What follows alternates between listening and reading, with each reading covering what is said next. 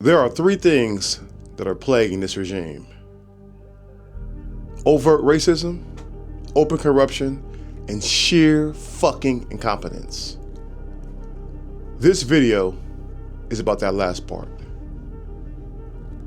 Many of my veteran battle buddies are weighing in on this unmitigated disaster surrounding this U.S. Navy aircraft carrier that has been stuck in a ninth gate of hell in this open-ended fucking war. But I want you to hear from a black submariner's perspective of what these people could be going through.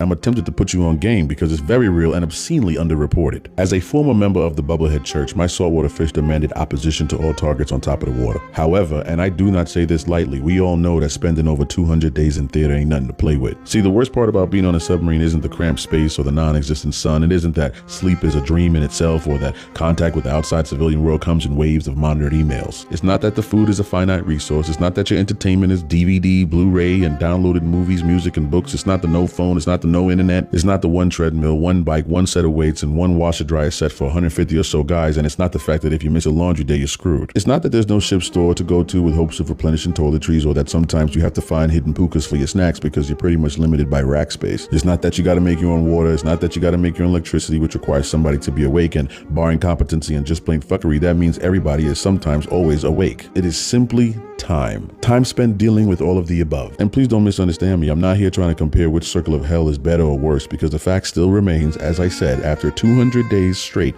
at sea, even with the port call, any vessel and her crew will be dealing with significantly worse conditions. Your sense of time becomes skewed. The walls start to close in. You might develop habitual tics and routines as your mind attempts to create some modicum of sense and structure. And that's just the beginning. Hunger, anxiety, exhaustion. Your body begins to eat itself as your brain struggles to push you into the next watch rotation again and again and again, over and over and over. You do the same thing. You smell the same thing. You see the same thing. If you're lucky, you eat the same thing. Same people, same announcement, same view, or no view at all. And when the standards of work begin to inevitably slip along with military bearing and general give a fuck, cabin fever doesn't even begin to explain that. At some point, your mind is starting to look for ways out of that situation and you can't figure out why. It's because you're suffering from an acute psychosis for which the only viable escape is a permanent one, and to which the ramification is hysteria. One after the other, the crew catches it like a disease and they start falling like dominoes. Too many people are reading these headlines and anecdotal accounts that happen to make it off the ship without truly grasping the full scope of what I'm sure is already happening in the minds of the humans occupying that ship. But there's only so much you can learn without being there yourself, and I wonder if that $87 billion that Pete said was urgently required for operational cost, munitions, and force readiness,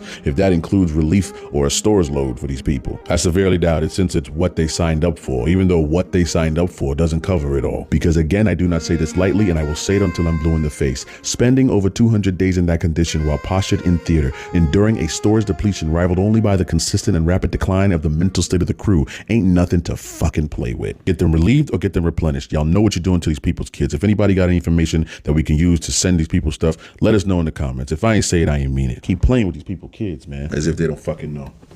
Let it be their kids. Let it be their fucking kids. I bet you they found a fucking way. It's really a fucking shame that things are this bad.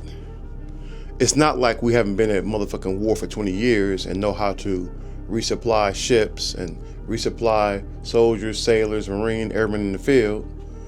The problem is, once again, sheer fucking incompetency. You need to drag that motherfucking Secretary of War Crimes in front of Congress and nail his ass to the wall for incompetence, man. There's probably gonna be a few dead sailors before this is over with. And that blood is on Trump's regime hands.